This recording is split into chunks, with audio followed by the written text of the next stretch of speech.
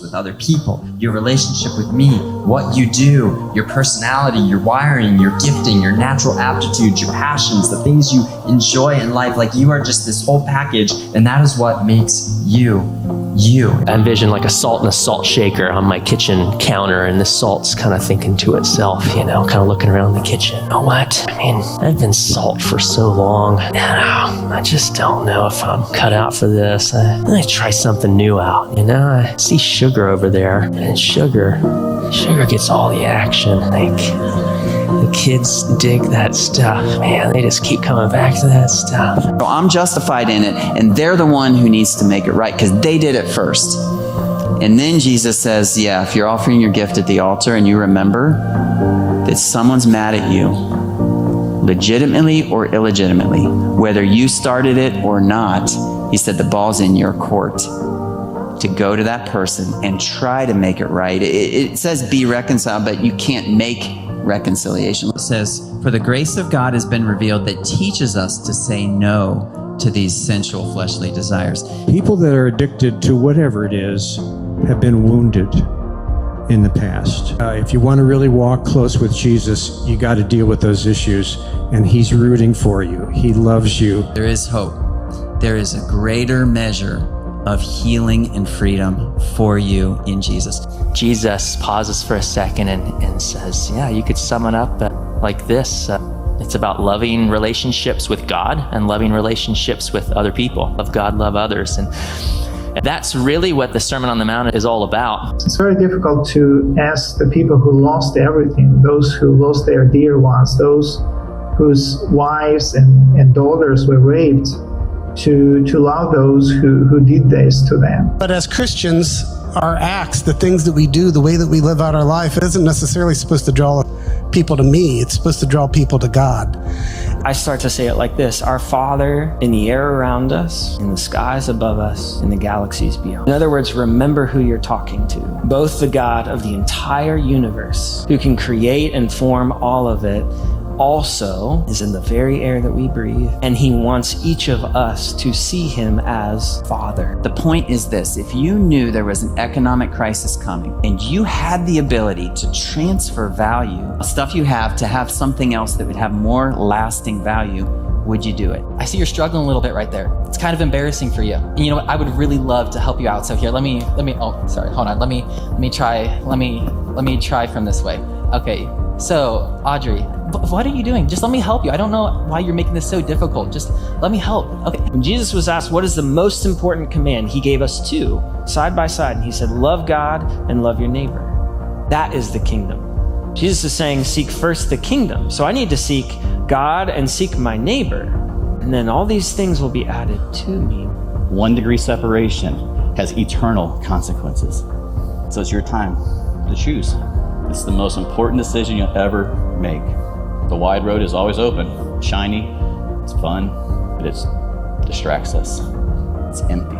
The narrow road is there too, it's just waiting for a step of faith for you. He says, watch out for those false prophets because they're charismatic. In fact, he says not once, not twice, but 3 times in 3 gospels, watch out at the end of times because you will have false prophets and they will be able to do miracles and they may even fool the elect. Be aware. So Jesus is very serious about this. But here's the idea from Jesus right now, that his way of life is not just good news for when we die, it's good news right now for how we live. It's a great video montage. Thanks to Kelly and Caleb for putting that together. It's like a short couple-minute segment when these videos, but hours go into that work sometimes, just finding the right artistic angle and intentionality behind that. So thanks to you guys for putting those things together on social media and with all the videos, the whole tech team. Awesome stuff there. So like the video said, like Caleb said, we've been in the middle of a series slowly going through the Sermon on the Mount, which is Jesus's largest collection of teachings in the Bible. And like the video said, like Caleb said, at its core, it's about Jesus says it's about loving, healthy, whole relationships with God, vertically and horizontally with other people. And these kind of two sides of the same coin here. And Jesus in the Sermon on the Mount, he takes maybe 12 or so examples to flesh this out for us on what this looks like. And we just finished up last week, which is awesome. So we made it. So we wanted to take one final week to reflect back and see how Jesus has been transforming us through this process, and look forward to what he wants to do, what he wants us to do moving forward. Because the worst thing in the world is to sit at Jesus' feet and to hear what he's sharing with us and to walk away unchanged. I imagine if he's on that mountainside 2,000 years ago and he's pouring himself out, his passion, his conviction, and just wanting people to do something with this. I'm reminded of a story of a mama deer and a baby deer. And baby deer is just new, learning to walk, kind of like deers. Their legs are kind of wobbling, and the baby deer looks up at the mama and says, "Mama, which leg should I put forward first, the left leg or the right leg?" And the mama deer looks down at him and says, "Just shut up and walk." And, Jesus might have a little more pastoral spirit to him, but I think sometimes he just wants us to walk. Like, it doesn't freaking matter if your left leg goes first, your right leg goes first, right? Let's do something with this. Jesus is eager. He wants us to do something. And so this is going to be a very interactive time together today. We're going to start with some one-on-one time with Jesus. We're going to kind of expand out to some groups with the people around you. And eventually we're going to open up some open mic time to share with some encouraging stories of how Jesus has been helping us to grasp his teachings and to do something with it for the whole church family here. So I'm excited about that. We had the video montage to kind of refresh us about what we've been going through over the past couple months. We have a couple slides to kind of refresh us as well. You might have seen this visual graphic. I don't know if we can throw up the one.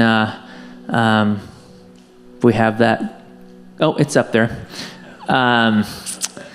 This kind of gives us a little sneak peek. We've talked about. You've seen this a couple times throughout the past several months on kingdom identity at the beginning and greater righteousness, just kind of the long-term way of saying right relationships with God and with people. And then we finished up with making a choice. Like we have, Jesus said, drew his line in the sand and said, what are we gonna do with this? We also have kind of a bullet point list here of some main emphases that we've looked at over the past several months. This isn't exhaustive, but this will kind of get the juices flowing some more. So being salt and light in the world, inner transformation versus outward behavior, seeking reconciliation and love for our enemies, prayer, fasting, and generosity, doing this humbly, and being cautious for how we're doing this and not just for show, and seeking God's kingdom first and not worrying about tomorrow, because tomorrow has enough worries of its own. So what we're going to do, we're going to jump right in, and we're going to start with some one-on-one time with Jesus. So right there where you're at, we're going to ask Jesus, what is one area that you're highlighting for me in this Sermon on the Mount series? And we'll keep the list in the middle there if you need some prompts. And then in what specific ways are you, Jesus, encouraging us to live this out in a concrete and specific way? Jesus he's not in the business of micromanaging a lot. Sometimes he does, but he is very interested in the details, and he wants to workshop this with you all. So ask him, what does this look like, and what is maybe a regular rhythm I can plug into my life to make this a regular part of who I am and my character? How do you want to transform me? So let's take a couple minutes, and Jesus, we're coming to you, and we're eager to hear from you.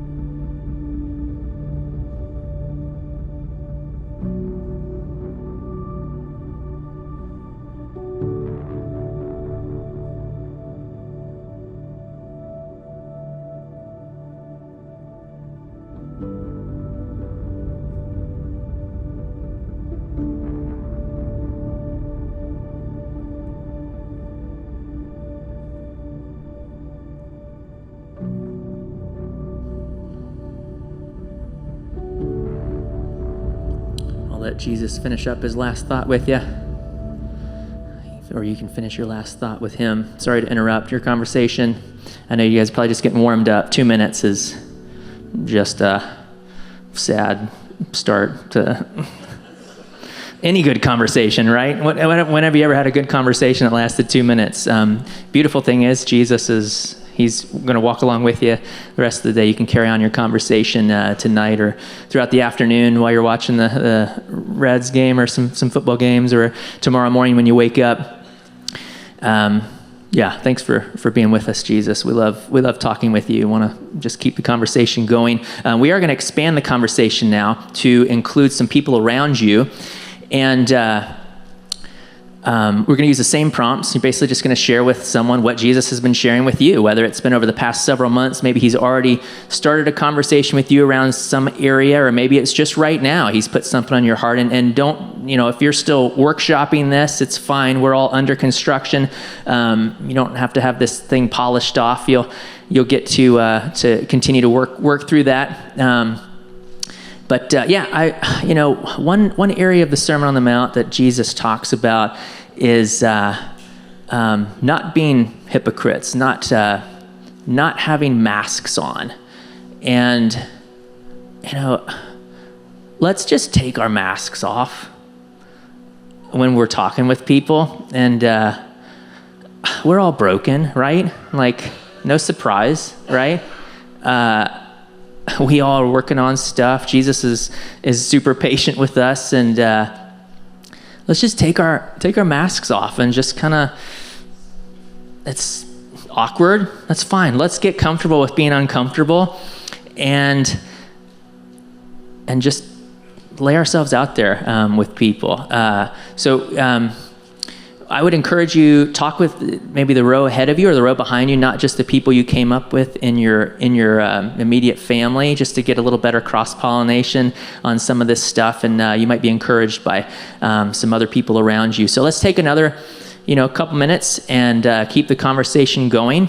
And we'll reconvene in just a couple minutes here.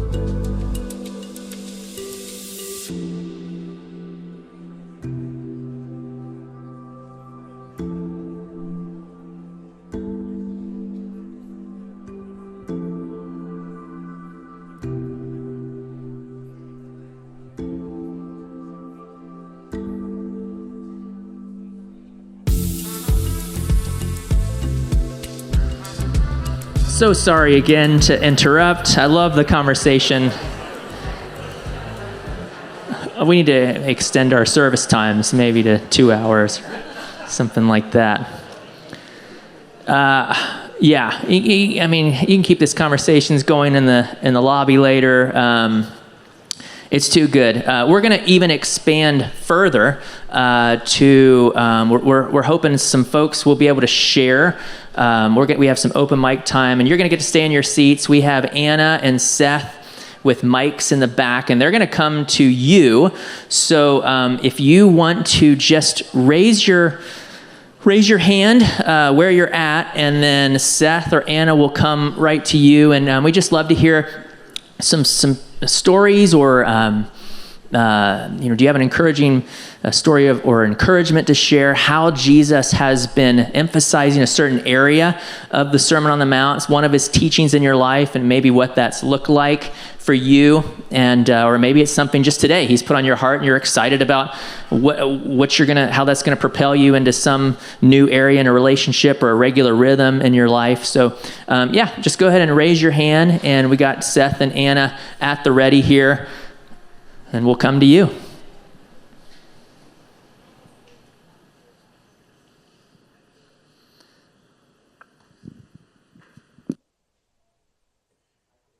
I could have given you the mic, but I just want to see Seth work.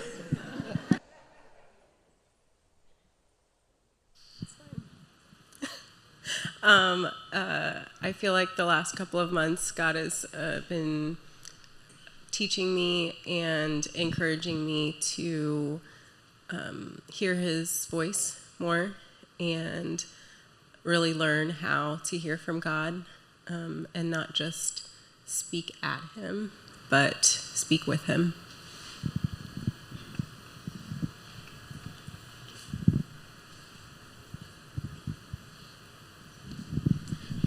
I think that with all the turmoil and everything that's going on in this world now, that God has been speaking to me to seek him first and leave the worry behind.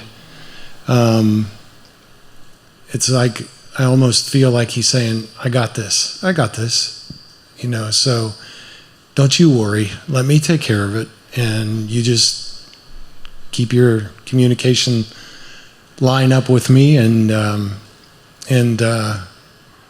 things will be okay.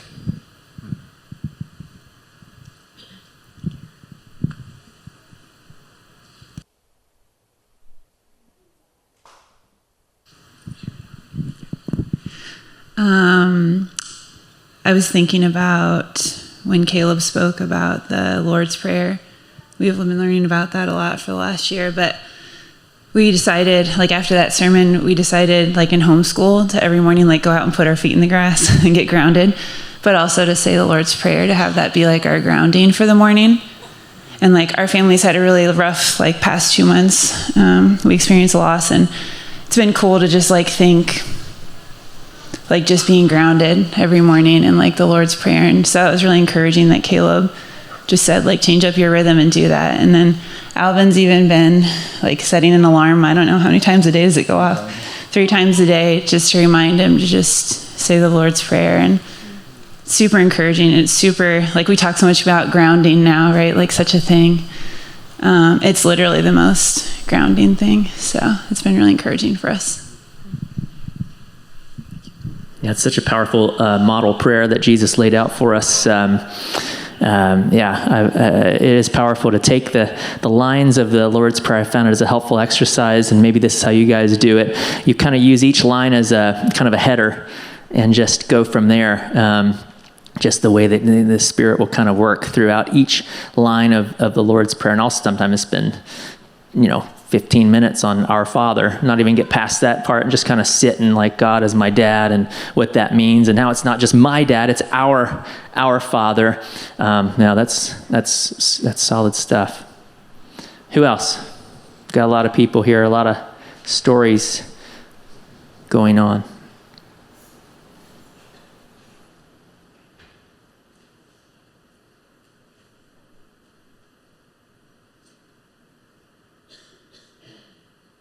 Let's do one more. Got one.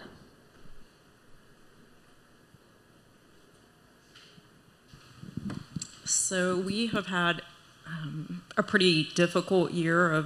Our son was diagnosed with a chronic illness, type 1 diabetes, the first of this year. And so we're just working a lot on just surrender every day and just trusting that God is going to take care of him even when we aren't there during the school hours, or just really laying him at the feet of God every single day and just saying, you're going to provide what he needs. You're going to be there, if the nurse doesn't see him drop, whatever. It's just been a lot of just trusting, and a lot of wrestling with God about healing has been a hard space for me this year. So just because of other things that have happened in our story. So that's kind of where I'm at. Thanks for sharing that. I'm sure there's dozens more stories. The way God is moving, and these teachings are impacting us. As we're hearing these stories, it becomes very obvious that Jesus had great teachings. He was a good teacher, but he was so much more than a good teacher, wasn't he? We're going to move into a time of communion with, it's, Spirit's moving up here. It's good. We're gonna move into a time of communion with Jesus, lights and all, and enjoy it. We have crackers and juice over at the sides and back in the back if you haven't already gotten those. And Jesus, he was so much more than a good teacher, wasn't he? He was,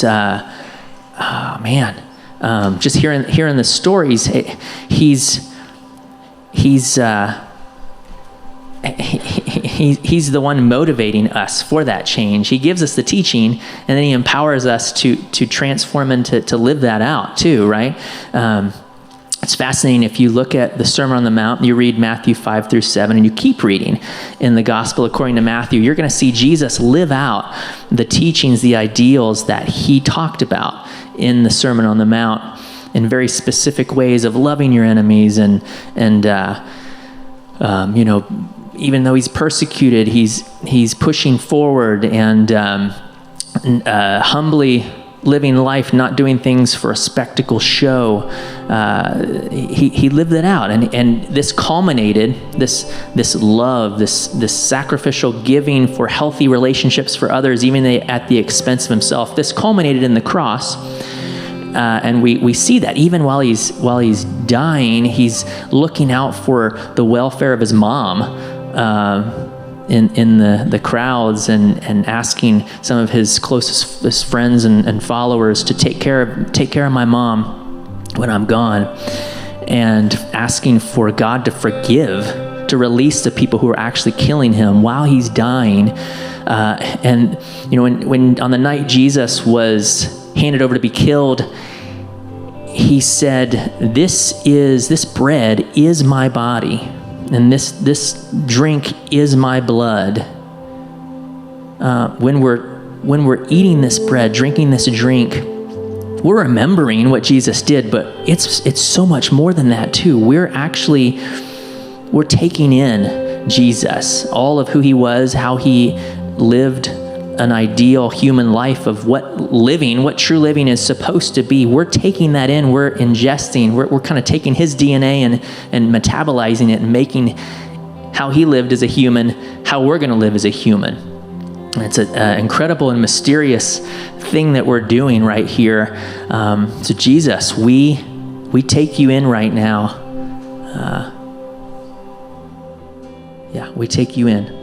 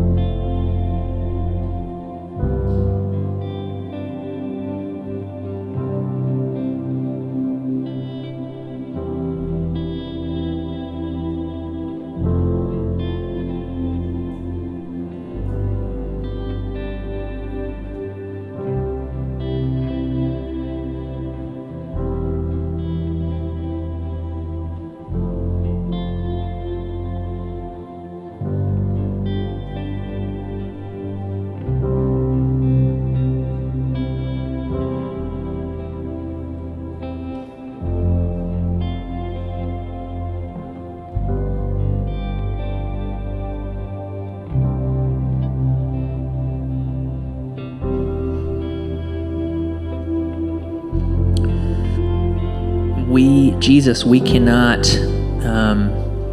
even think for a second that we can live out the ideals that you set out for us with healthy relationships with you and with other people in the Sermon on the Mount. We can't hope for a second,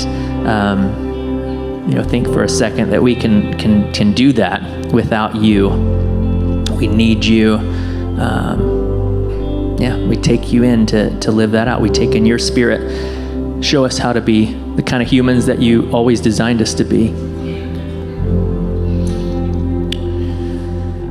We're gonna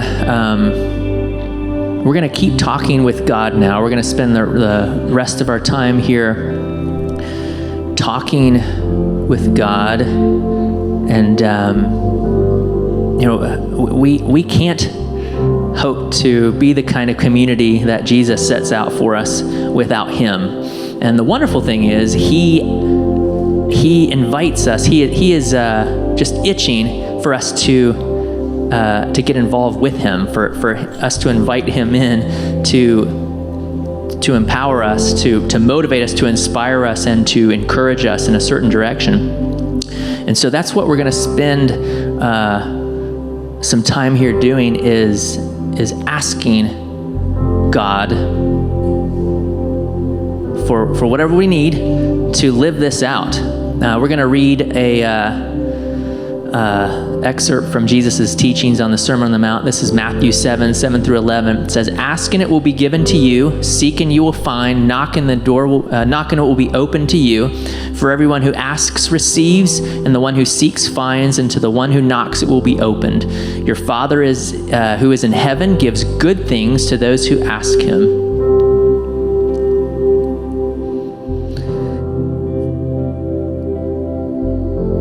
I don't know if there's the rest of the verse on there. Or which of you, if his son asks for bread, will give him a stone? Or if he asks for a fish, will give him a serpent? If you then, who are evil or bad, know how to give good gifts to your children, how much more will your Father who is in heaven give good things to those who ask Him? What parent in this room, which of us parents, if our kid comes to us and says, "Hey, Mom, Dad, I'm just looking to grow as a person, to mature and become a more healthy, whole, complete person. Can I get some assistance with that?" I mean, what parent's not gonna give every resource available to make that happen, right? Or if our kid comes to us and says, "Mom, Dad, just I got some thoughts on how to strengthen our family and make us a better unit and maybe help out our neighborhood." I mean, we're going to pour ourselves out there, right, to enable this kid, to help them, to encourage them. This is the kind of dad we have, and we are, Jesus says, "Ask whatever you ask in my name, ask and it will be given to you." It's not just ask whatever you want, but ask anything in my name, anything that's in line with my heart, and it's yours. I'm a generous dad. And so this is who we're coming to right now. We're coming to a dad who's generous. We're not coming to a miserly king who's kind of stingy with what he has. He's wanting to just give this to us. And so we're not looking for scraps from his table. There's a buffet here. And so we're coming expectant. And so we're just going to use this prompt here on the screen. We have 2 mics set up at the back. We got Seth. We got Anna again. We're just going to have some open mic time, and we're going to talk with you, God. We're going to lead with this: "May your kingdom come, may your will be done on earth as it is in heaven." And then as you go back there, you can just say, "God, would you," and fill in the blank. Just kind of keep it open-ended, and you can go ahead and start heading back there right now, and we'll go for a little bit, talk with God for a little bit, and then we'll finish up by worshiping Him and just telling Him how amazing He is.